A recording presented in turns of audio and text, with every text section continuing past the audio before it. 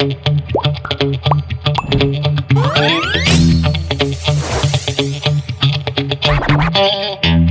Everyone, welcome back to number ninjas. Last video में हमने पढ़ा था एक कॉम्प्लेक्स नंबर्स के आर्ग्यूमेंट या एम्पलीट्यूड को कैसे निकालते हैं और देखी थी कुछ प्रॉपर्टीज, साथ ही सॉल्व किए थे सम्स।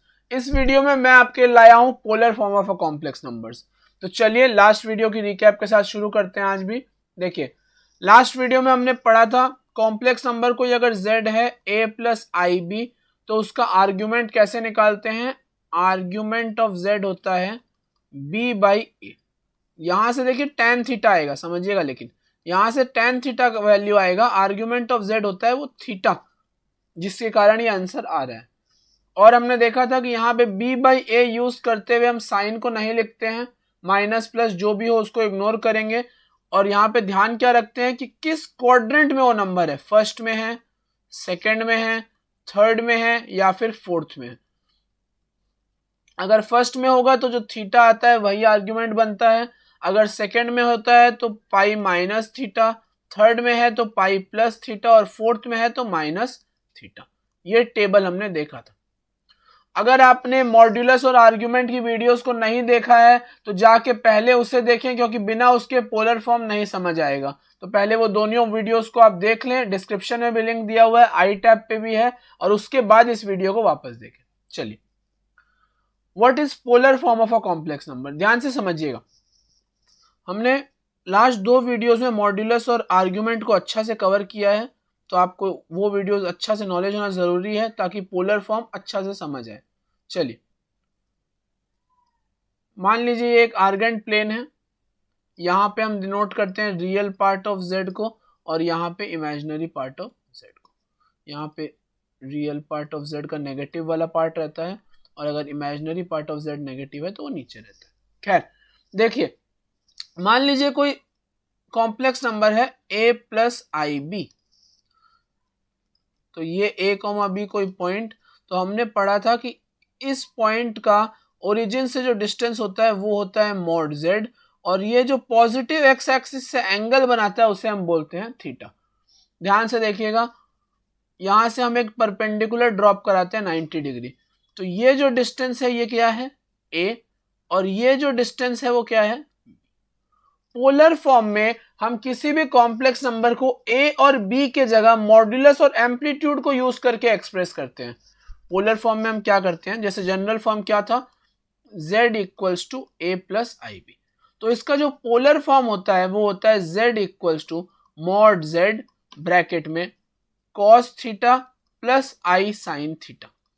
ये थीटा है आर्ग्यूमेंट की वैल्यू जो हम निकालेंगे, और ये मॉड z है मॉड्यूलस ऑफ z जो हम लोग निकालते हैं root over a square plus b square करके।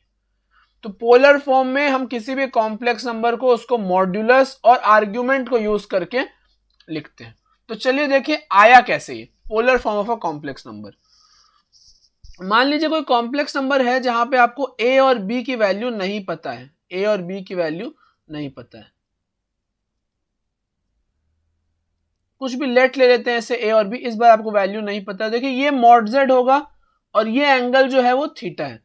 मॉड z मेरे को पता है और जो थीटा की वैल्यू है वो मेरे को पता है, लेकिन a और b नहीं पता है। तो देखिए क्या करेंगे, आपको पता है ये वाला जो पार्ट है वही a होगा और जो ये पार्ट है वही b होगा। तो इस ट्राइंगल में एक बार आप देखिए, इन ट्राइंगल ABC, इसको ABC मान लीजिए, ये पॉइंट मान लीजिए a, ये b, ये c। देखिए cos थीटा की वैल्यू अगर हम निकालें तो क्या होगा, बेस बाय हाइपोटेनस, बेस है a, हाइपोटेनस है मॉड z, तो a बाई मॉड z। तो मॉड z को क्रॉस मल्टीप्लाई कर दीजिए, a की वैल्यू आ गई मॉड z cos थीटा। और यहीं पे अगर साइन थीटा की बात करें तो साइन थीटा होता है परपेंडिकुलर बाय हाइपोटेनस, माने b बाई मॉड z। तो अब अगर मॉड z को उधर क्रॉस मल्टीप्लाई करेंगे तो b की value mod z sign theta. तो हम लोग का कोई भी कॉम्प्लेक्स नंबर है वो क्या होता है, a प्लस आई बी। तो अब देखिए a की वैल्यू क्या है, mod z cos theta plus i के जगह i, b की वैल्यू है मॉड z साइन थीटा। तो मॉड z को कॉमन ले लीजिए, क्या बचा, cos theta plus i sine theta. यही है किसी भी कॉम्प्लेक्स नंबर की पोलर फॉर्म का डेरिवेशन। ये आया कैसे, हमें ए और बी की वैल्यूज नहीं पता थी, लेकिन मॉड जेड और थीटा की वैल्यूज पता थी, तो हमने मॉड जेड और थीटा को यूज करके यहाँ पे ए और बी की वैल्यूज को निकाला और फिर इसमें पुट किया। तो कैसे इस डिराइव हुआ पोलर फॉर्म, उम्मीद करता हूं आपको समझ में आया हो। चलिए आगे चलिए, अब देखते हैं कि आप किसी भी कार्टेशियन फॉर्म में जो कॉम्प्लेक्स नंबर है that is a plus i b general form में है, उसे पोलर फॉर्म में कैसे लेके जाएंगे। देखिए एग्जाम्पल के साथ समझते हैं। मान लीजिए एक कॉम्प्लेक्स नंबर है z इक्वल्स टू √3 प्लस आई, ये एक कॉम्प्लेक्स नंबर है। तो सबसे पहले हम क्या करेंगे, इसका मॉड्यूलस निकालेंगे।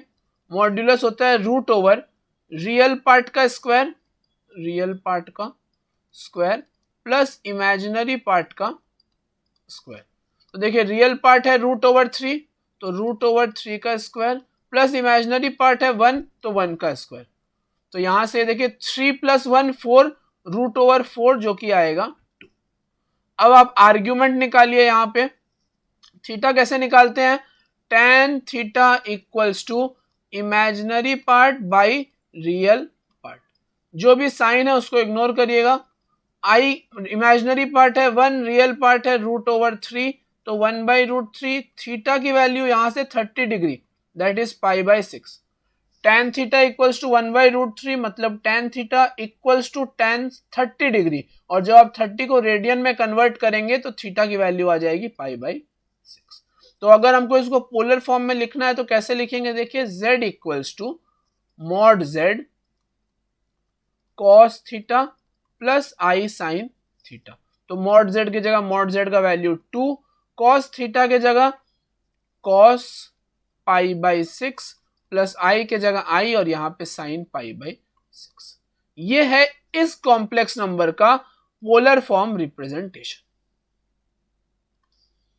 तो किसी भी कॉम्प्लेक्स नंबर को अगर आपको कार्टेशियन से पोलर फॉर्म में लेके जाना है तो पहले उसका मॉड्यूलस निकालें, फिर उसका एम्पलीट्यूड या आर्ग्यूमेंट जो आप बोले वो निकालिए, और उसके बाद इस वाले फॉर्मेट में पुट कर दीजिए z equals to mod z cos theta plus i sine theta. यहां से क्वेश्चन कहां से आ सकते हैं, पहला आपको एक ऐसे कार्टेशियन फॉर्म में दे देगा कॉम्प्लेक्स नंबर, उसको कन्वर्ट करने बोलेगा, या फिर आपको देखिए डायरेक्ट मॉड z की वैल्यू भी दे दी जा सकती है। जैसे मॉड z का वैल्यू आपको दे देगा 4 है और थीटा की वैल्यू है 2π/3, तो बताएं कि कॉम्प्लेक्स नंबर क्या होगा। तो हम क्या करेंगे, डायरेक्ट इसमें पुट कर देंगे, that is 4 cos 2π/3 plus i sine 2π/3। इस तरह से हम किसी भी कॉम्प्लेक्स नंबर को कार्टेशियन से पोलर में ले जाते हैं। चलिए उल्टा देखते हैं हम, पोलर से कार्टेशियन में कैसे जाएं, उसी को करते हैं। देखिए एक बार ये वाला 2 cos π/6 प्लस आई साइन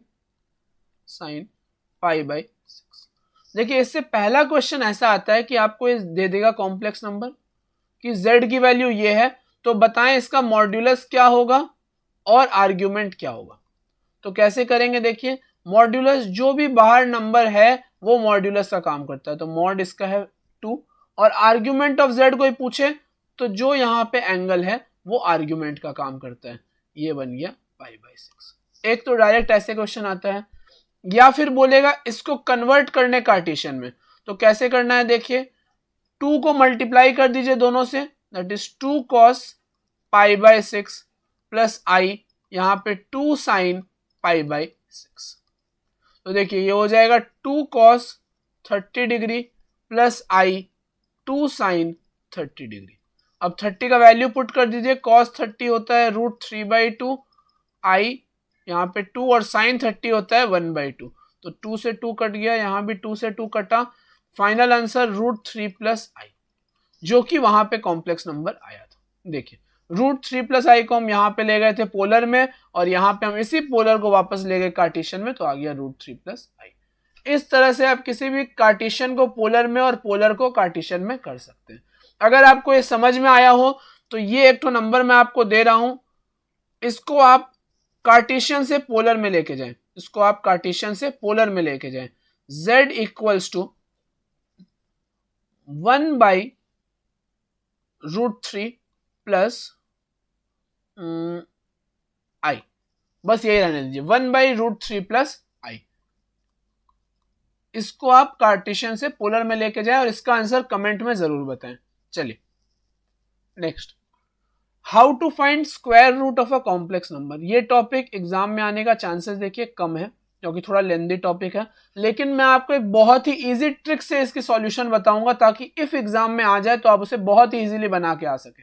देखिए स्क्वायर रूट का मतलब किसी भी कॉम्प्लेक्स नंबर को यहां पे जैसे a प्लस आई बी है, इसका हम स्क्वायर रूट कैसे निकालें। तो देखिए इसका ट्रिक क्या होता है, फॉर्मूला आप याद रख सकते हैं।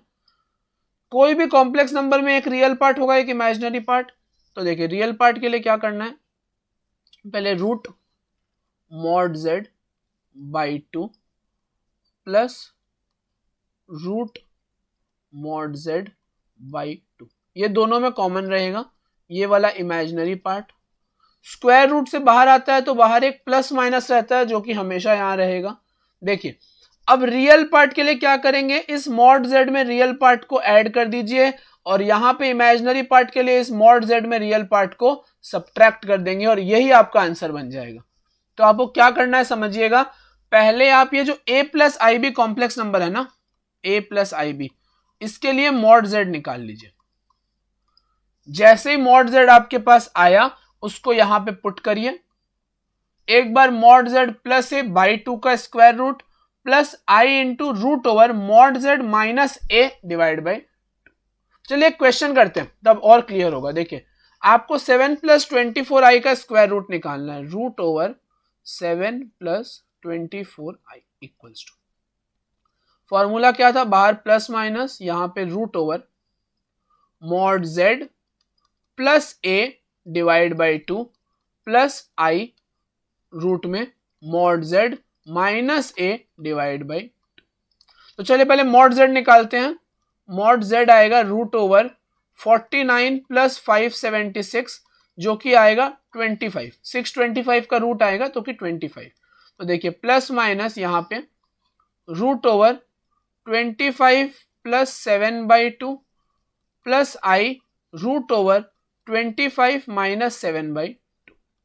तो ये देखिए क्या हो जाएगा, प्लस माइनस की जगह प्लस माइनस, 25 प्लस 7 माने 32, 32 बाई 2 रूट में, तो ये कट के हो गया 16 प्लस आई के जगह आई रूट ओवर 25 बाई 2 माने 18 बाई 2, 25 माइनस 7 18, तो यहां से काट देंगे तो 9।